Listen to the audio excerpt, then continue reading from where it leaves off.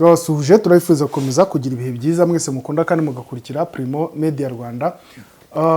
Njye basuhuza nti Alex sindi jyenyine ndi kumwe na Clement. Yego. Makuru y'iminsi. Ameze neza Alex, wowe umeze gute? Nanjye meze neza. Okay, twizere ko n'abakurikiye Primo Media Rwanda nabo bameze neza.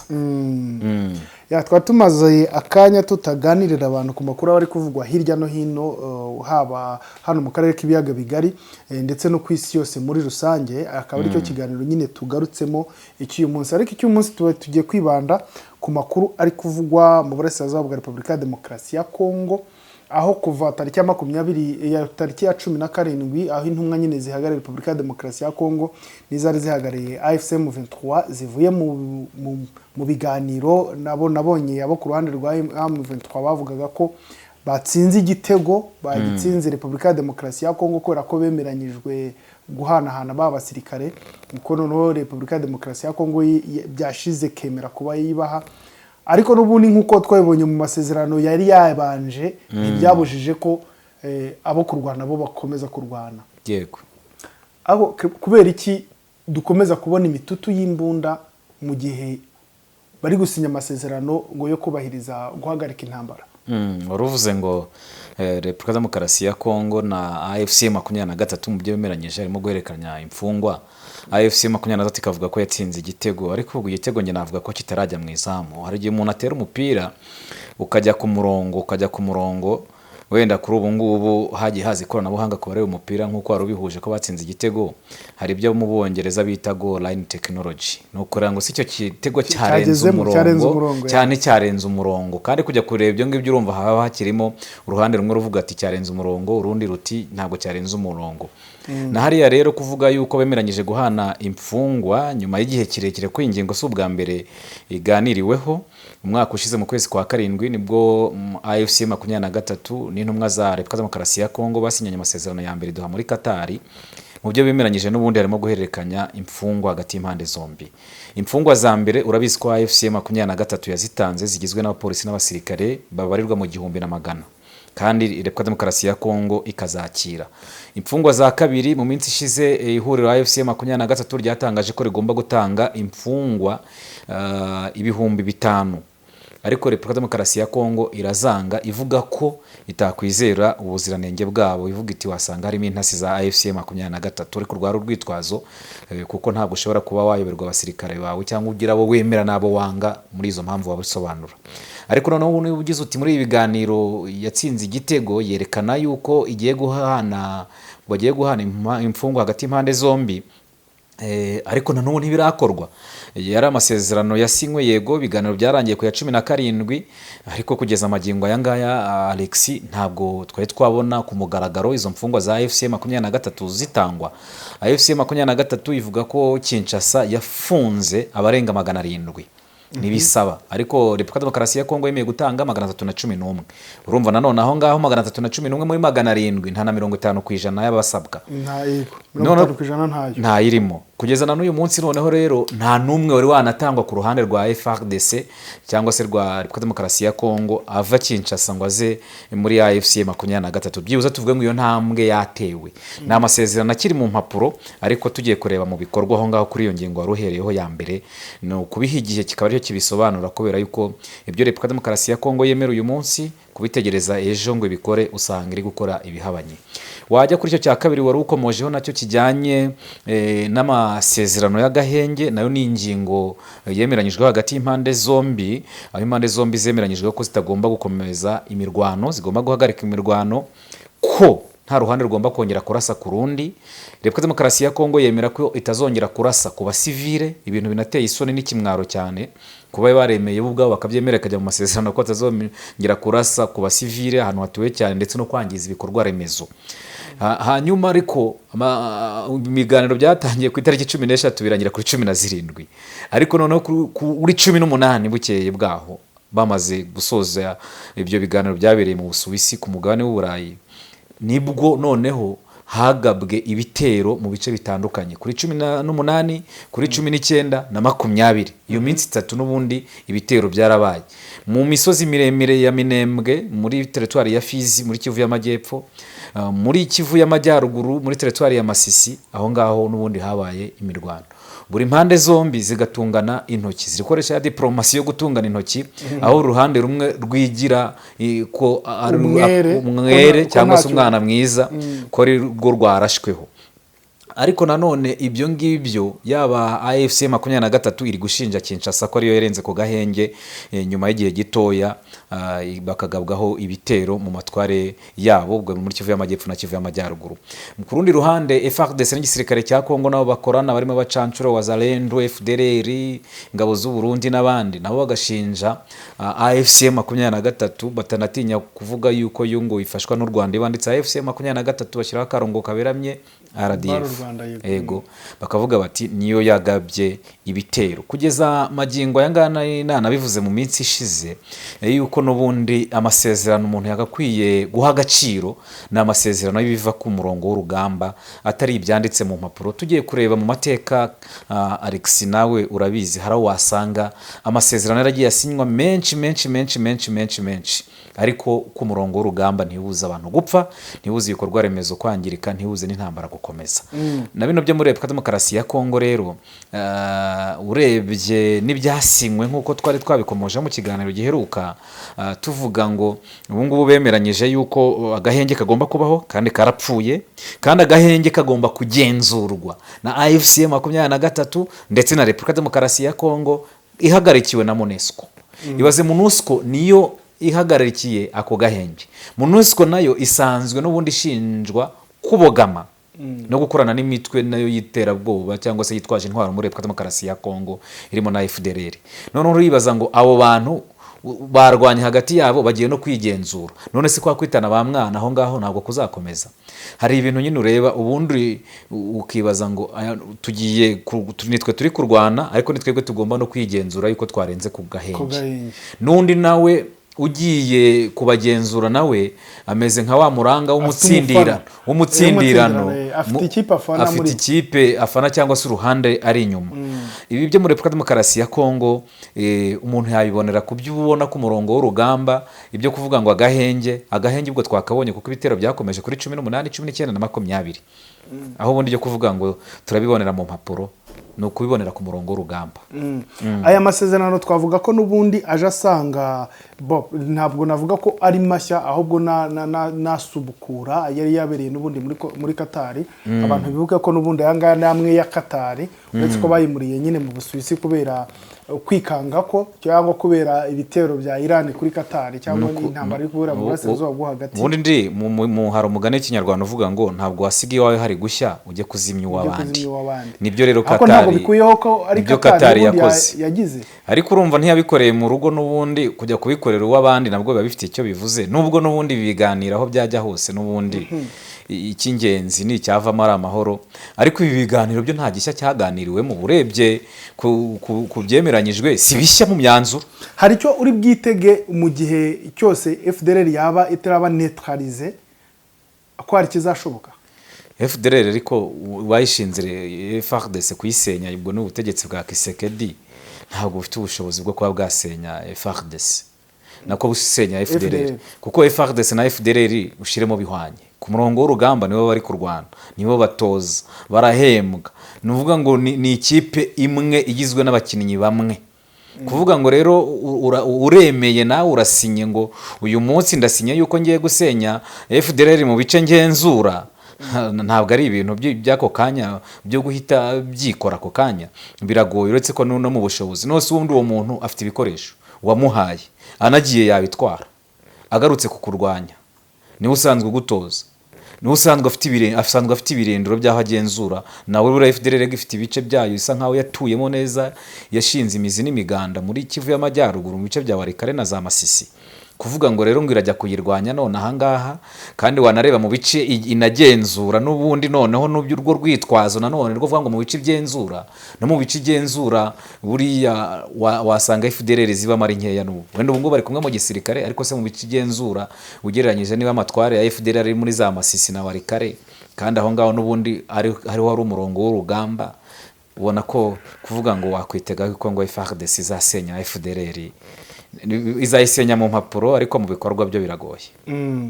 Ibyo byose birabaye ariko muri Kenya ndetse no muri Leta Zunze Ubumwe za Amerika abaturage b'abanyamurenge babyukiye mu myigaragambyo bamagana n'ubundi leta ya Kinshasa. Iyi myigaragambyo y'abaturage b'abanyekongo baba mu mahanga iraza gufasha iki cyangwa nikiza guhindura kubiri kuba mu burasirazuba bwa Repubulika ya Demokarasi ya Kongo muri Kivu y'Amajyepfo muri Minembwe? Abo babyereka ari utabizi imyigaragambyo aho wabonye ku isi imyigaragambyo nk'iriya yatanze umusaruro ni hehe? Buriya ahubwo bariya bakagombye kuba bataha wenda bagatera ikirenge mu cyarugabo. Ngubu ni umuvugizi wa MRDP Twirwaneho ujya umubona avuga yavuye muri Canada, ni Dr Medese, ni umuganga yaravuraga muri Canada nta kintu yarabuze, arataha aza muri Twirwaneho azi iwabo. Aho kujya kuvuga ngo turi mu myigaragambyo tugomba kwerekana ibera mu Minembwe, bene wacu barapfa umunsi ku munsi, nahabo kurwanirira bene wabo, aho ubundi kurwanisha iriya ntwaro y'imyigaragambyo. Iriya ntwaro yo ndabona rwose irarasa amasasu y'amazi. Iriya ntwaro rwose nta kirimo. Niba ari abantu banyabo bashaka kurwanira uburenganzira bwabo, bagombye kuza gushyigikira bene wabo kuko niba ari uburenganzira bwabo barwanira. Ariko nabo ntibavuga rumwe. Ruhande rumwe hari imyigaragambyo isaba yuko habaho ko bene wabo barengerwa mu misozi miremire ya Minembwe. Nabonaga umusaza w'imyaka 82 atanga ubuhamya, tumaze imyaka irenga 400 dutuye muri Repubulika Demokarasi ya Kongo, hariya ni iwacu ibisokuruza byacu kuva igihe iki. Ariko ku rundi ruhande nanone hari abandi bari kuvuga bati hoya bingibi wapi sibyo.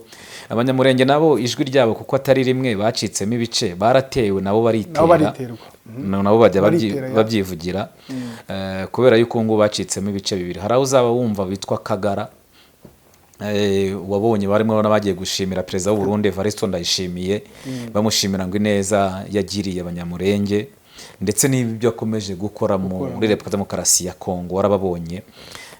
Rero ubwabo bacitsemo ibice, nabo ntabwo bafite ijwi rimwe. Hari abo ngabo bakagara bari ku ruhande rwa Kisekedi, ubundi bakavuga yuko Akagara kashinzwe na General Masunzu Pacifique ari wagashinze, kaba karimo ba Gisaro ndetse na Kongoro n'abandi abangaba nibo bari ku ruhembe bari muri Repubulika Demokarasi ya Kongo, n'abandi bagiye bagenda bakora ubwo bukangurambaga nabo bakabiyungaho bakanabishyura kugira ngo ijwi ryabo ryumvikane.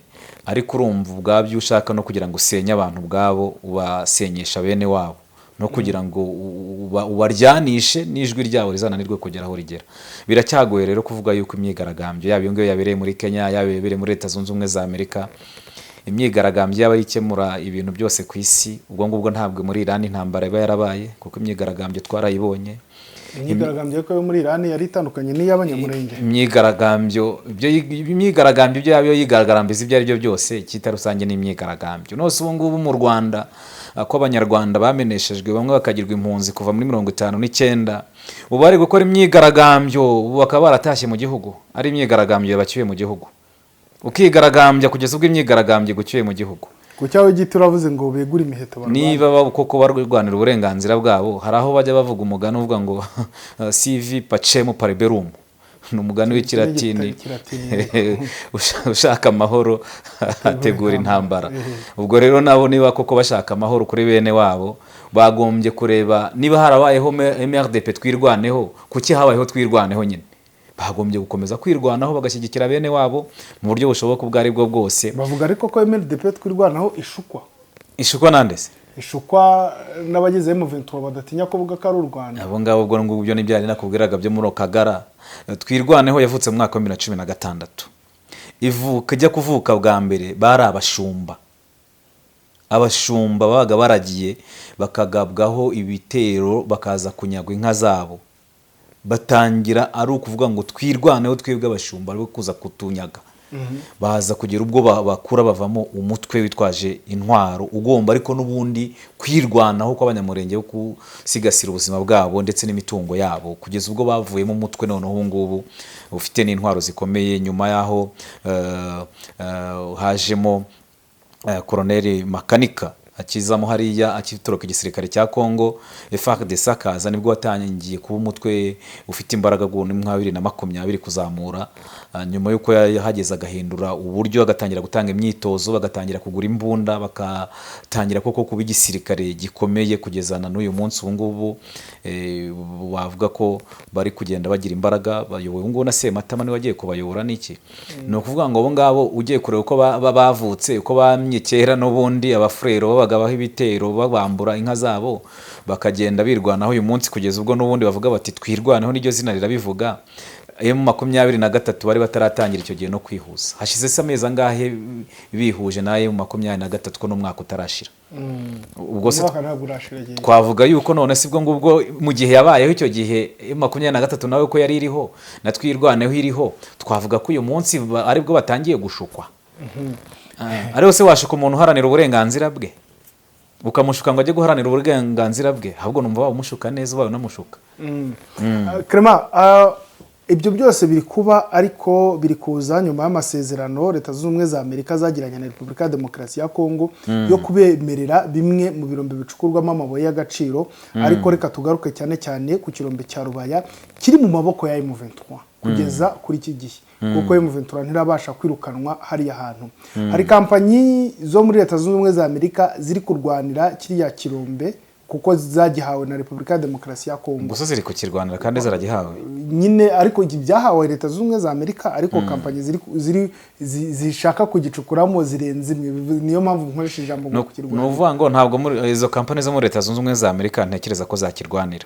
kuko ikirombe cyahawe Leta Zunze Ubumwe za Amerika yego ahubwo Leta Zunze Ubumwe za Amerika nizohereza kampanyi zayo ziza gucukura koko muri icyo kirombe kandi rero Leta Zunze Ubumwe za Amerika zihabwa icyo kirombe zari zibizi ko kiri mu matwara agenzurwa na AFC 23 kandi AFC 23 ubu ngubu ni ifite icyo kirombe bivuze ngo na Kinshasa ijya kubikora yari bizi ko ahantu itanze itafiteho uburenganzira kuko atari mu bice byayo kugeza amagingo ya rero ikibazo ngiye kukubwira nti kukubaza nti ese ntabwo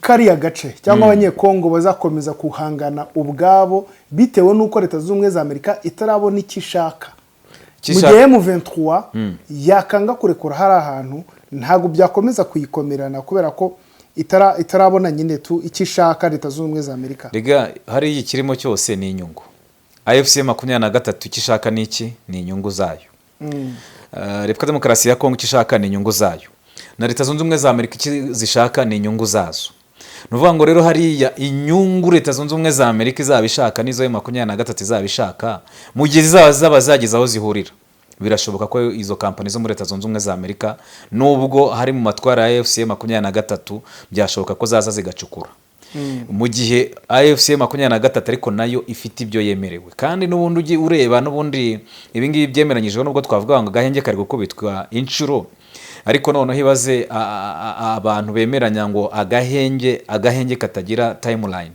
katagira igihe kazarangirira urumva aho ngaho cyo ntacyo bisobanuye niba agahenge katagira igihe kazarangirira bivuze ngo ubwo ngubwo AFC 23 mugumaho muri na FARDC nayo igumaho iri nuvuga ngo rero bivuze ngo n'ubundi yaba ari igihugu mu kindi bivuze ngo AFC 23 yabayemerewe gushimwa ubushyitsi bwaho ifite nabandi bakayemereka haguma ubwo bindi byaba bisigaye rero ni ibiganiro hagati y'impande zombi kugira ibyo bemeranyaho amabuye akaba yacukurwa kuko n'ubundi asanzwe acukurwa aho ngaho n'ubundi nubwo Amerika ari ishaka kuza ngo yinjiremo cyane muri iyi minsi aho abandi basa nk'ari barayitanze nk'ubushinwa bwarayisize ariko n'ubundi ntabwo mbona n'ubundi M23 na Leta Zunze Ubumwe za Amerika bazajya muri dueli bazagira ibyo bemeranya bababwira ati dushobora kubemera namwe mukaguma aho ngaho mugakomeza kuhagenzura mukanahaba tugakorana ibintu bikarushaho kugenda neza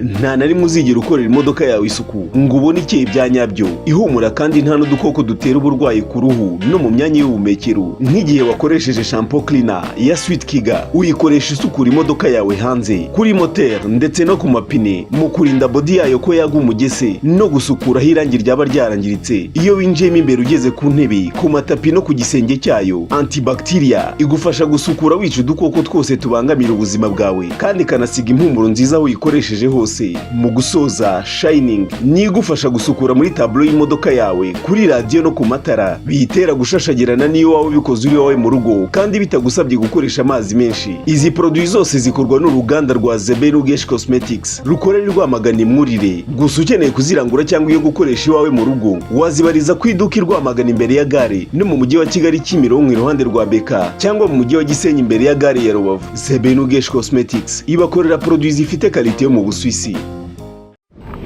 Kuri iri segonda nibura abantu 16,000 bari mu kirere mu ndege bava ahantu hamwe bajya ahandi.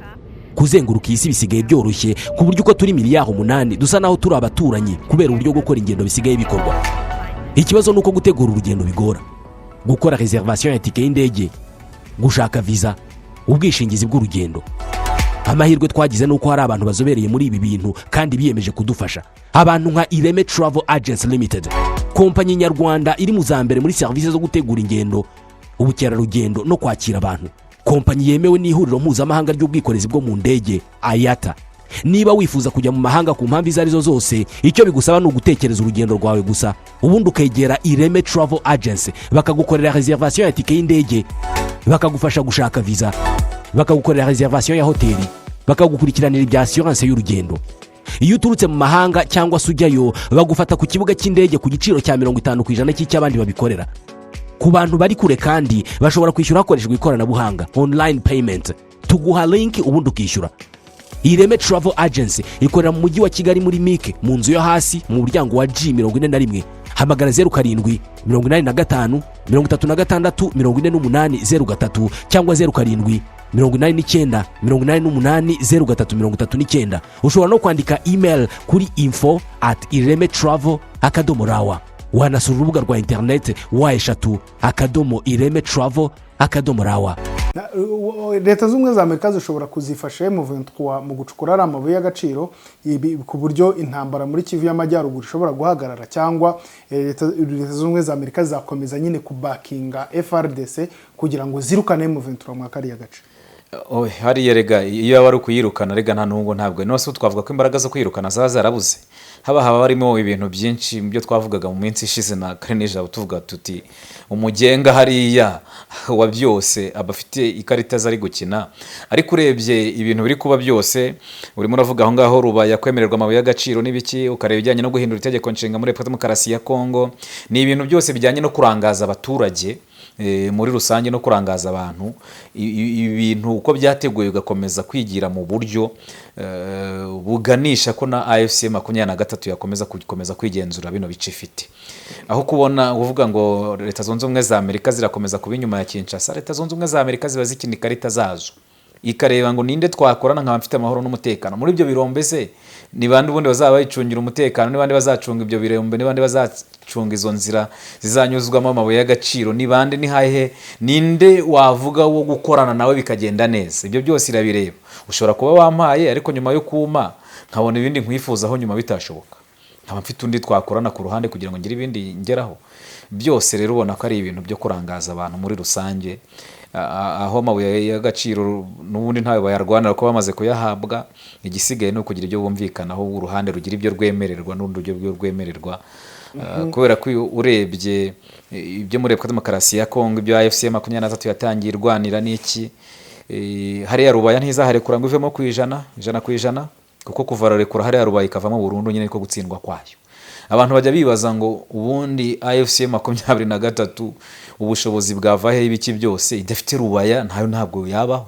Oya, iri ifite ibindi birombe yacukura amabuye. Ibindi birombe bihese Rubaya ifite hagati ya 15 na 30% by'amabuye y'agaciro ya Koruta akoreshwa ku isi yose. Yes, iryo ni ryo turufu rya AFC 23. Repubulika Demokarasi ya Kongo cyangwa se FARDC nayo irabibona ko ari ryo turufu ryayo.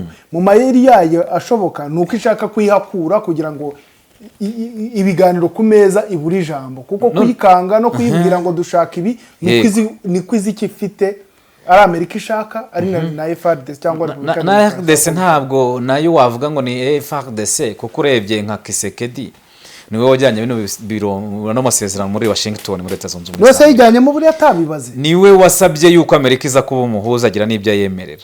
Ariko Amerika nakubwiye ngo nagatambye irebaho yifitiye inyungu ititaye ngo ninde.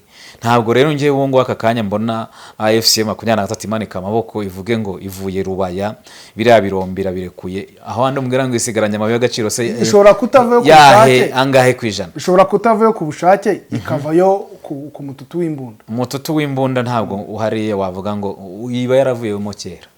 Umututu w'imbunda rega nibyo byose tuba turi kuvuga hariya ni ibintu biba byarateguwe biri gushyirwa mu bikorwa. Icyo nakubwira hariya ni umwandiko ugenda ugera kuri chapitre, ugenda ugera kuri sous chapitre, ariko ibyo kuvuga ngo umututu w'imbunda ngo Amerika igiye kurwanya AFC 23 ivanemo hariya nayo ifite inyungu zayo iri gusigasira, kandi hari irimo kubona yakoresha neza inyungu zayo zikarushaho kugenda neza. Urakoze cyane, uravuze ngo ifite inyungu zayo iri gusigasira. Republika Leta z'Ubumwe za Amerika ifite inyungu ki hariya mu gihe cyose ibyo yemerewe na Repubulika ya Demokarasi ya Kongo byaba bitari kugerwaho? Ntabwo bavuga ko bitari kugerwaho kuko amabuye yemerewe ntago ari aya Rubaya gusa, tubyemeranye, ntabwo ari muri Rubaya gusa. Leta zunze ubumwe za Amerika rega zimaze n'imyaka myinshi muri Katanga zicukura. Wumve ko noneho hari n'amakamyo aho arapakira muri Katanga. Hari umuntu wo muri Katanga twavuganye ambwira yuko hari kampani zo muri Amerika zicukura amabuye y'agaciro, barindirwa umutekano n'abanyamerika, amakamyo aho aracukura agenda. Ziriya ni inyongera zo muri leta zunze ubumwe za Amerika yiyongereye. Inyungu zayo n'ubundi iracyazibona kuko ayo mabuye y'agaciro aho bayemereye n'ubundi hari aho isanzwe iri gucukura, hari aho yemereye itaratangira gucukura. Inyungu zayo ntabwo twavuga ko za Amerika muri Repubulika Demokarasi ya Kongo zitari kugerwaho, twaba twirengagije. Ubu twavuga ko Leta zunze ubumwe za Amerika ubu ngubu zije aka kanya muri Repubulika Demokarasi ya Kongo ibyaje n'inyongera, ariko kuvuga yuko inyungu zayo zitari gusigasirwa mo hariya twaba turi kwibeshya. Inyungu za ndavuga izo hari izo isanganwe cyangwa hari uburyo yabonagamo ibyishaka muri Repubulika ya Demokarasi ya Kongo, ubwo rugero rwo muri Katanga, ariko naho ni hamwe mu hantu AFC 23 navuga ngo nayo iri gutargetinga kubera ko ntabwo bazagera Kinshasa batanyuze muri Katanga. Bya Kinshasa byo ntabwo bafite gahunda yo kujyayo. Reka tugaruke mu burasirazuba bwo mu burasirazuba bwa Repubulika ya Demokarasi ya Kongo. Inyungu za Leta zunze ubumwe za Amerika ibyo ari byo byose uturebye uko biri ziri kubangamirwa na AFC 23. Reka ntabyo hazagira uko beshya. AFC 23 sibangamira inyungu za Amerika gutera ko ari ibintu by'ubwumvikane. Nakubwiye ngo ni umwandiko uri kugenda ushyirwa mu bikorwa, chapitre kuri chapitre, sous chapitre kuri sous chapitre, hari ibyo babumvikanyemo hariya. None se Leta zunze ubumwe za Amerika zaba zarashatse kurwanya AFC 23 nizibikore kuki zitabikora se? None se mu masezerano kuki batayibwiye ngo none iveho igenzura igende? Kuki se bashyizaho ku gahenge? None se bashyira gahenge utazi kuzacukura? Ibi ngibi byose nibyo abantu babemeranyijeho bakaduhama, kandi bara mu myanzuro y'inama. Urabizi hari ibintu abantu baganira bitajya mu myanzuro y'inama bigoma aho ngaho gusa, kandi nabyo hari igihe babwo ari ingenzi. Hari n'ibyo abantu babwirwa ku karubanda gusa. Ibiri muri Repubulika Demokarasi ya Kongo akenshi ni intambara y'ubukungu hagati y'Ubushinwa na Amerika, kandi buri ruhande baragenda rukina amakarita yarwo kugira ngo rusigasire inyungu zarwo. Ari kuvuga ngo inyungu za Amerika ziri ntabwo ziri kugerwaho kubera ayo 23 iri kuzibangamira. Oya, ahubwo nibwo zigiye gusigasirwa mu minsi iri imbere, nibwo uzaza kubibona neza. Hagati ya AFC 23 ndetse na Leta ya Repubulika ya Demokarasi ya Kongo, ninde wabeshywe cyangwa ninde wazatenguha na Leta zunze ubumwe za Amerika? Ariko se ubundi aho ngaho bariya bose nta numwe wikoresha. Ntabwo ngo haraba hari umugenga. Niba baguhamagaye wowe ngo AFC 23 Doha, Ubusuwisi, Washington, hehe, no kuvuga ngo byanze bikunze biba bigaragaza yuko nawe makarita ukina tara yawe. Ntabyo kuvuga ngo uruhande ruzaba rwagize ni nka bya bindi umuntu ashobora kurya igisheke yamaze kumaramo isukari bigenda bite. Ashobora kuba rero yavuga byaba bigeze ku urwo rwego akavuga ati ndabona ibyo nashakaga mbigezeho, reka nkoresha ibindi. Ariko aho ngaho byo kuvuga ngo uruhande rurwahangamira urwabangamira aba ari ugutinziza ibihe kugira ngo ibintu bimwe bishyirwe mu bikorwa nk'uko byateguwe. Ariko kuza kutubwira yuko ngo Amerika inyungu zabangamirwa nande hehe ryari? Kirima turi kugenda tugana ku musozo, sinzi niba ari ikindi waba ufite. Icyo abantu bagomba no kumenya rega, nk'ubu ngubu ibintu bishobora kuba byanacwendeka. Ubu ngubu abantu banabyitega bibaye ntibizatungurane, ntibikomeze kuba wenda tutero twagiye tubaho two kurasanaho bishobora kuba byakomeza kugenda bibaho, yego. Ariko noneho gufata ibindi bice bwo biragoye muri iyi minsi. kubera yuko ubu ngubu n'ibingibi nakubwiye ngo biri kurangaza abaturage byo guhindura itegeko nshinga. Wabonye ko batangiye ngo gukusanya ibitekerezo kandi barakusanya ibitekerezo. ubundi itegeko nshinga mu bihugu byinshi bya Afurika ntihazagira ukubeshya, ntabwo itegeko nshinga rivugururwa n'abaturage. itegeko nshinga rivugururwa na perezida uriho. ntabwo perezida uriho rwose waza kumubwira ngo inteko ishinga amategeko za Afurika zikora n'izingahe se ku buryo ziba zifite ijambo kurusha perezida. ngo abaturage noneho ngubu byahereye mu nteko muri Repubulika Demokarasi ya Kongo, ubu biramanuka nibwo bigiye mu baturage. ngo bajyemo kubaza abaturage ko bakusanya ibitekerezo, imiryango itaregamiye kuri leta, amashyaka aho ngaho muri Repubulika Demokarasi ya Kongo, kandi igitekerezo kivuye ku ishyaka riri ku butegetsi. mu minsi ishize perezida Felix Antoine Tshisekedi Tshilombo niwe witangarije yuko atarabona igihe afite ntabwo kimwemerera kuba yageza Kongo aho ibindi bihugu bimwe na bimwe bigeze muri Afurika. ati byibuze igihe cyanyacyo ndi kubona yaba ari 34 2026 nibwo ariko bivuga. azarangiza manda 2028 akavuga ati 2034 kandi uteranyije ubwo hagiye indi manda y'imyaka 5. ukabona yuko rero byanze bikunze ibigiye gukurikira hano no kurangaza abaturage. itegeko nshinga ryo ryamaze kuvugururwa hariya nubwo bagiye kujya muri izo nzira zose. Kiliziya Gatolika ntibishyigikiye, batavuga rumwe n'ubutegetsi. Martin Fayulu ntabishyigikiye, ba Moise Katumbi n'abandi bose banyapolitiki batavuga rumwe n'ubutegetsi n'abandi bavuga ari kumvikana muri icyo gihugu ntibashyigikiye ku itegeko nshinga rivugururwa. kubera ko na Joseph Kabila Kabanga yagejeje 2016 abaturage namubwira ati wayacira birarura agenda. itegeko nshinga ngo baravuga ko ryari rihari maze imyaka 20 kuva mu kwezi kwa Gashyantare cyangwa kwa 2026 Gashyantare 2026 imyaka 20. Kavuga ati itegeko nshinga ry'abanyamahanga harimo ingingo ngo zibangamiye Repubulika Demokarasi ya Kongo, ngo zituma amahoro n'umutekano bitagerwaho. Ikibaza ingingo yabiri mu itegeko nshinga ibuza umudendezo igihugu ku buryo amahoro n'umutekano bitaboneka. ni ibiki n'inzitwazo kugira ngo umuntu ahindure itegeko nshinga aryidodereho agome ku butegetsi. noneho nabyandi twavugaga haruguru, noneho rero byana nakubwiye ngo abantu bagira ibyo bemeranya. noneho na wa mwuka wandi waruhara abaturage babajikiriza mu guhindura itegeko nshinga. ariko ibaze guhindura itegeko nshinga 2026 amatora ari 2028. urabona ukareba ngo mu bibazo byose biri muri Repubulika Demokarasi ya Kongo cyihutirwa uyu munsi ni itegeko nshinga. abenshi bavuga ko cyihutirwa muri rusange ari amahoro n'umutekano mu burasirazuba bw'icyo gihugu n'ibindi bibazo by'urudaca. iyi ntambara isa nkaho igenda, uretse ko ntabwo twavuga ko ari intambara ngo tujya dukora n'amakosa tukavuga ko ari intambara. ubundi intambara iba ari igihugu gihanganye n'ikindi. ni ibibazo by'umutekano muke mu burasirazuba bw'iki gihugu. wareba n'ibindi byose biri mu gihugu bitagenda bimirwa n'ibyo bibazo by'umutekano muke. Kiliziya Gatolika iti ubundi bagombye kubanza kureba rwose ibibazo bibangamiye abanyekongo akaribyo byibandaho, bakareba uburyo impamvu yo guhindura itegeko nshinga yaba ari iyihe ubu ngubu. ese nibyo byihutirwa? Bahati Rukwego baramwirukanye mu nteko ku mwanya wa vice perezida wa kabiri wa Sena. yavuze ko adashyigikiye itegeko nshinga rivugururwa. aravuga ati ngiye itegeko nshinga mbona ritari mu byihutirwa bibabaje abanyekongo, kandi ko kugiye kubireba uko bimeze nibyo. ariko ubona yuko ibyo ngibyo byose ni ukugira ngo ahubwo basohoze ibyo bemeranyijeho, hanyuma n'ibindi byose bicwendeka. nose ubundi 23 bira byo kuvuga ngo Kinshasa ko byaje ari uko nangaza wigize wumva ubundi 23 mu ntembero zayo ivuga yuko ishaka kugera Kinshasa. aho yabifite buri hariya harayihagije. Kivu y'amajyepfo na Kivu y'amajyaruguru bakubye u Rwanda inshuro zingahe hari abagenzura.